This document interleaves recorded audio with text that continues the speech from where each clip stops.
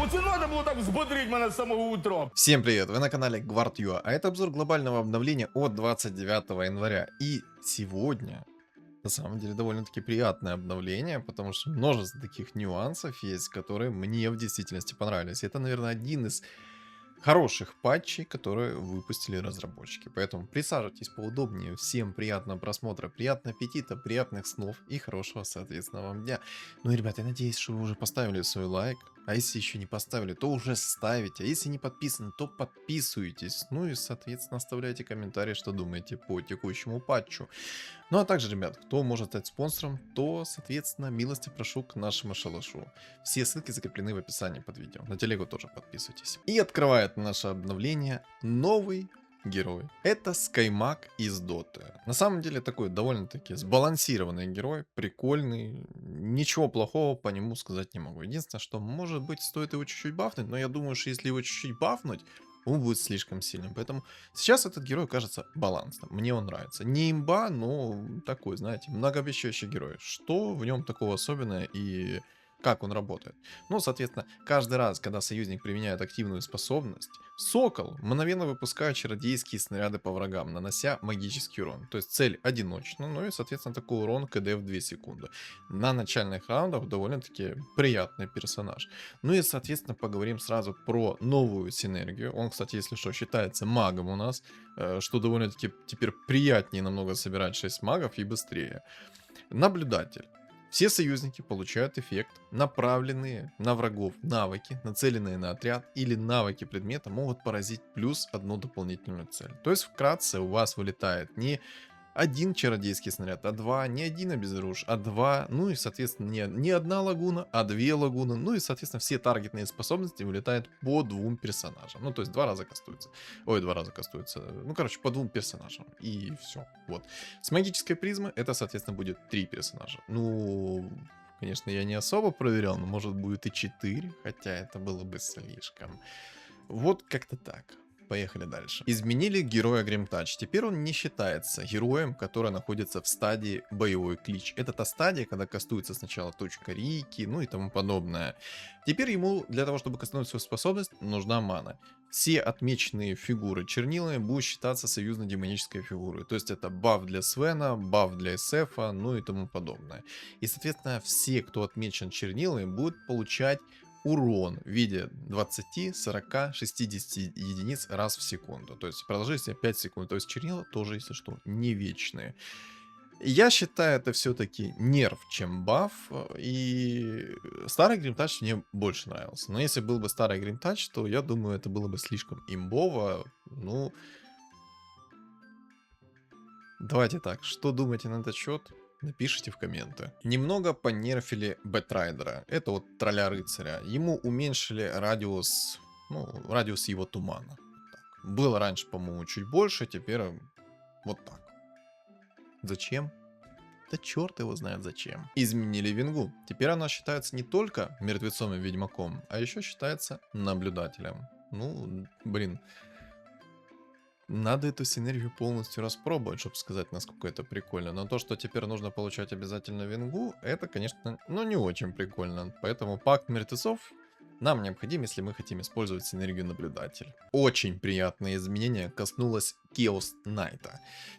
Во-первых, у него теперь изменили полностью способность, она полностью пассивная, она срабатывает с шансом 20%, множитель урона 125, 150, ну и так далее, сами прочитаете, если что, и эффект кражи жизни 20%. Единственный момент, который я не проверил, потому что у меня не получилось это проверить, при чистом уроне, когда срабатывает его пассивка, отхил идет или не идет? Это такой важный момент, о котором вы напишите в комментариях. Скажем так, контент для самоизучения. Напишите в комменты, чтобы я вместе с вами изучил.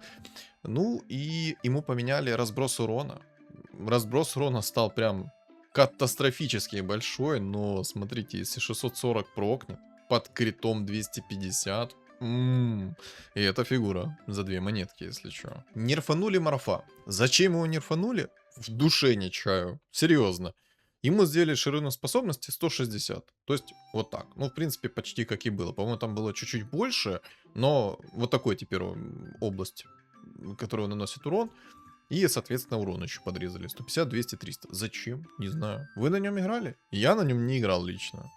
Бредово, конечно. Я считаю, это все-таки нерв рыжего лиса. Он же у нас Пангольера. Теперь смотрите, хпшку ему подняли? Подняли. Ширину способности скорректировали до 2 клеток? Окей.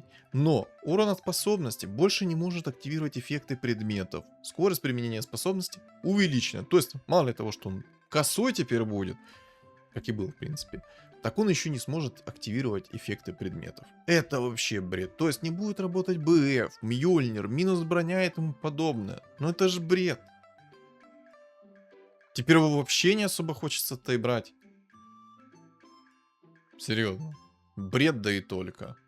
Я считаю, это лютый нерв, и он неоправданный. Немного бафнули перевоплощение ТБ. В плане, теперь наследие Духа Огня работает на перевоплощенные фигуры. И нет, не подумайте, это не тот прикол, который был раньше. Там наследие Духа Огня дает еще дополнительный стат плюс хп. И вот теперь на перевоплощенные союзные фигуры, если в оригинале есть наследие Духа Огня, будет, соответственно, наследоваться только хп. И все. Решил не заморачиваться особо по поводу того, как вам показывают синергии, то есть открывать каждого героя, там показывать вам такую-то синергию. Вот просто вместе с вами пройдемся по чейнджлогу. Итак, посчитаем сейчас, что же там разработчики такого забалансили. Синергия рыцарей. Теперь рыцари, которые раньше появлялись, допустим, с иллюзий, с волшебных зеркалов и тому подобное, не будут активировать синергию рыцарей. И это на самом деле такой важный момент, потому что раньше меня иногда бесило то, что ты бьешь эльфа, появляется твой рыцарь, а этот рыцарь под твоим щитом. И ты такой, ага, понял, принял. Важный нюанс. Этот разработчики пофиксили. Хорошо, тут лайк. Вероятность получения щита снижения урона увеличили до 25%, но, соответственно, уменьшили поглощение до 50% физического и магического урона, но не уменьшать чисто. Окей. Синергия чернокнижников. Соответственно, вампиризм от базовых атак и способностей изменен с вампиризма от физического и магического урона на универсальный вампиризм. То есть чистый урон теперь также может переносить эффекты вампиризма. То есть ставите чернокнижников и все, соответственно, герои, которые будут бить там физическим, магическим и чистым, будут получать отхил от нанесенного урона. Прикольно. Ну, такое. Зачем убирали, только непонятно. Но с предмета, самое важное, с предмета вы не получаете отхил на чистый урон. Не думайте. Синергия эльфов. Сделали уклонение 55%. И, соответственно, синергия 9 эльфов. Если фигура эльфов срабатывает на уклонение от обычных атак нескольких разных врагов в течение 5 секунд, то только первый атакующий, чья атака вызвала уклонение, создаст иллюзию. То есть теперь не появится 5 иллюзий одновременно, появится только одна. А через 5 секунд может появиться еще одна от какого-то другого героя, от которого вы уклонились, соответственно. Вот это, кстати, важный нюанс, потому что теперь эльфы не настолько сильные, как были до этого. И это прикольный такой вот нерв. Я, скажем так скажу, оправданный нерв. Тут согласен полностью. Инсектоиды. Наследник инсектоидов, созданный синергией инсектоидов, больше не подвержен влиянию бессмертия и не станет постоянной единицей. Кто вдруг не в курсе, то раньше, если вы брали бессмертие, мать насекомое, закидывали вы это все в одного героя, и, соответственно, дубликат там перерождался, и оригинал умирал, да, то, соответственно, все равно он оставался в пуле, если на этом герое было надето бессмертие. То есть в пуле инсектоидов оставалась фигура. Сейчас такого уже не работает. Очень классный баф троллей. Скорость атаки союзников плюс 70% при бафе 4. Вообще космос. 4 ставишь, тебе 70% скорость атаки дает. Лайк. Просто ставишь антимага, 4 троллей и рвешь все. А, соответственно, при синергии 6 так же самое, 70%. После каждого попадания обычной атакой скорость атаки плюс 20%, а не 10%, как было раньше. Ну и складывается до 7 раз. О! Сильный баф троллей, сильный. Мне нравится. Ну и на этом все. Поехали дальше смотреть, что там по предметам поменяли, что там по реликвиям. Изменили некоторые предметы, так сказать, перебалансили, ну и добавили, соответственно, 2 новых предметов. Погнали, разберемся. Смотрите, обращение судьбы. Уникальный пассивный эффект. Носители наносят на 25% больше урона вражеским фигурам, чья стоимость выше его собственной. То есть у вас Тинкер 3 монетки стоит, да, и фигура, которая будет против вас 4 монетки по цене продажи, соответственно, будет получать на 25% больше урона со всех источников, то есть чистый, магический и тому подобное. Ну, такой приятный предмет. Ничего такого прям жесткого, я бы так сказал. Еще добавили новый предмет второго тира. Это неактивный кристалл. Дает плюс 25 атаки и высокая стоимость выкупа. То есть, когда вы его переделываете, перековка плюс 1 становится. То есть, берете мастерскую бума, берете этот предмет, и у вас не 3, как будем назовем это, монетка, да? Не будет не 3 монетки для перековки, а 4 монетки. То есть, ну, такой нормальный предмет, так сказать, чисто такой промежуточный. Ну, вдруг он там рандомно упал, либо так, то, в принципе, его можно брать. То есть, можно с ним что-то такое будет помутить. Пакт мертвецов. Вот это вот самый важный момент, из-за которых нежить заиграла просто. Кайф. Теперь, после окончания боя, неважно, бой выигрышный, там проиграли вы и тому подобное, неважно. Чем выше качество, тем ниже шанс, что сработает этот пакт мертвецов. Вот, шанс написан. 80, 70, 60, 50 и 40%. Соответственно, первый тир, второй тир, третий тир, четвертый тир, пятый тир. Боже, разработчики спустя энное тысячу времени переделали пакт мертвецов. Тупо лайк. Вот за это лайк. А еще есть, короче, сейчас небольшой такой вот баг, назовем это фишка, что пакт мертвецов походу стакается. И когда вы закидываете себе 2 пакта мертвецов, то намного чаще, соответственно, будут переделываться ваши фигуры.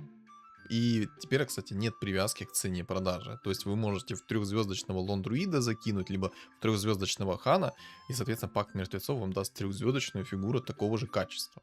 Кайф? Кайф. Нежить теперь явно заиграет.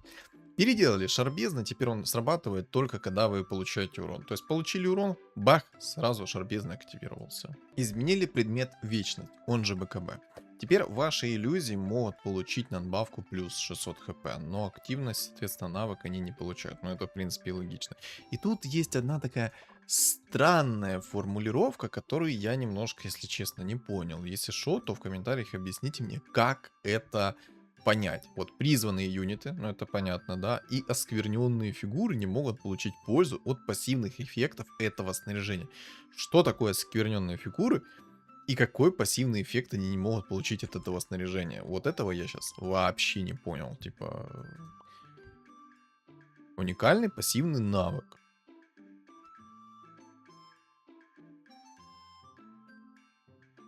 Не знаю, короче. В комментах напишите, может вместе с вами мы разберемся, что такое оскверненные юниты. Также изменили клинок тени. Теперь это уникальный активный эффект, который активируется при получении урона, а не сразу там с нулевой секунды. Вот, в принципе, и все по предметам. Пошли дальше. Добавили 2 новые реликвии. И начнем мы с первой. Это двусторонняя монета. Если ваше здоровье выше, чем количество золота, конвертируйте 20% своего здоровья в золото. То есть, приведем пример. У вас есть 100 хп и 50 монет. Соответственно, 100 хп у вас больше, и вы свои вот эти вот 100 хп 20% отнимаете. Вот эти вот 20 хп вы конвертируете в золото. 2 раза использовали, соответственно, по 20% от своего здоровья отняли, если у вас, соответственно, здоровье выше, чем золото. И наоборот, если ваше здоровье ниже, чем золото, то ваше золото конвертируйте в хп. Насколько это будет актуальной монеткой? Ну, может быть, в лейте, когда тебе важно там хпшку поднять, ты свое золото просто переконвертируешь в хпшку. В принципе, это может в лейте зарешать. Ну, в принципе, все. Ну, если что, соответственно, только 2 раза работает, и в течение 10 раундов ее нужно активировать, потому что она пропадет. Отмотка времени. Повторно получаете свою предыдущую реликвию. То есть, вы на 10 раунде получили Мамору, да? То, соответственно, на 20 раунде, если вам падает эта реликвия, вы активируете эту реликвию и получаете Мамору. Но если вы на 10 раунде получили эту отмотку времени, то у вас появится случайная реликвия, которую вы можете получить и в дальнейшем. То есть вам выпала мастерская бума, и на 20 раунде вы можете получить тоже мастерскую буму. По реликвиям у нас все. Поехали посмотрим, что там же еще поменяли. Я считаю, что это 2 самых важных изменения. Первое — это настройка правил урона по игроку. Урон, наносимый фигурой игроку, стоимость фигуры делится на 3. То есть у вас фигура там какой-то звездности, 9 монет поделили на 3, 3 урона плюс 1, соответственно. Это важно. Урон округляется в меньшую сторону, вдруг чего. Примечание 1. Если эта фигура с ограниченным временем действия, ее стоимость уменьшается вдвое. Например, инсектоиды, иллюзии, призрачные копии, иллюзия, то есть всякие там суммоны и тому подобное, они режутся вдвое. Это классно, наконец-то разработчики до этого додумались. Серьезно, это важный момент. Теперь эльфы не будут тебе тогда хрена урона наносить. И суммоны теперь так сильно тебе хп сносить не будут. Это прикольно. Когда фигура Кира, поглотившая другую фигуру, наносит урон игроку, урон поглощенной фигуры также учитывается. И этот момент тоже важно, потому что раньше, когда ты играл через алхимика, ты хавал 4 фигуры, и когда у тебя осталась одна фигура алхимика, то ты не мог наносить так много урона по вражеской фигуре. То есть, если тебя толпой загасили, тебе дали в табло сильно. А если ты одним алхимиком выиграл, ты дал минус 4 трехзвездочным. Вау. Это важно. Это, я считаю, хорошо. И, соответственно, урон Зевса по игроку рассчитывается как для фигуры с ограниченным временем действия. Плюс добавляется процентный урон от его способности. Кто вдруг не знал, то если вы ставите Зевса на поле, выигрываете раунд, то, соответственно, дополнительный процентный урон наносится от хп вражеского шахматиста. Вот так вот. Прикольный такой вот момент. Ну и второе важное изменение — это ускорение боя. Начиная с 31 секунды боя, процесс боя ускорится в 3 раза. То есть, завершая оставшиеся 30 секунд боевой логики за 10 секунд. То есть, фактически у вас раунды теперь по 40 секунд. То есть, теперь она не будет такой долгой. И это на самом деле прикольно. Теперь ты не будешь ждать, пока там челы на жрецах подерутся минуту. Это прям кайф. Ну, то есть, я считаю, это отличное изменение. Ну, и на этом у нас все. Сразу хочу сказать, я патчем доволен. Мне патч нравится, потому что предыдущая мета меня максимально задолбала. Она просто вот здесь прям стоит, поперек горла, ну прям аж болевать хочется. А сейчас что-то свеженькое, что-то новенькое. Но вот скорее всего у меня вот такие вот положительные эмоции, чисто из-за того, что, что-то новенькое, что-то хорошенькое подвезли, что-то вот прям, знаете, хочется попробовать. Вот прям много идей появилось, понимаете? Теперь разнообразить хотя бы можно. И эльфов понерфили, и то бафнули. То есть патч в целом мне понравился. Нужно попробовать, вкусить его и понять, какая все-таки будет по итогу мета. Как по мне, сейчас мета станет намного разнообразнее, чем была до этого. 3 сборки и хоть ты тресни. Мне кажется, сейчас будет намного получше. По крайней мере, я хочу в это верить. Но в целом патч мне нравится. Есть хорошие балансные правки. Есть балансные правки, как обычно. Куда же без этого? У нас же разработчики иначе не могут. То есть, они не могут просто не сделать изменения ради изменений. Вот по типу морфа. Зачем его тронули? Ну, короче. В целом я доволен. Вот и все. Надеюсь, обзор на это глобальное обновление был для вас полезен, поэтому не забудьте поставить свой лайк, подписаться, кто не подписан, подписаться на мой телеграм-канал, соответственно. Ну, а кто может стать спонсором, то становитесь спонсором. И всем огромное спасибо за просмотр и всем удачи.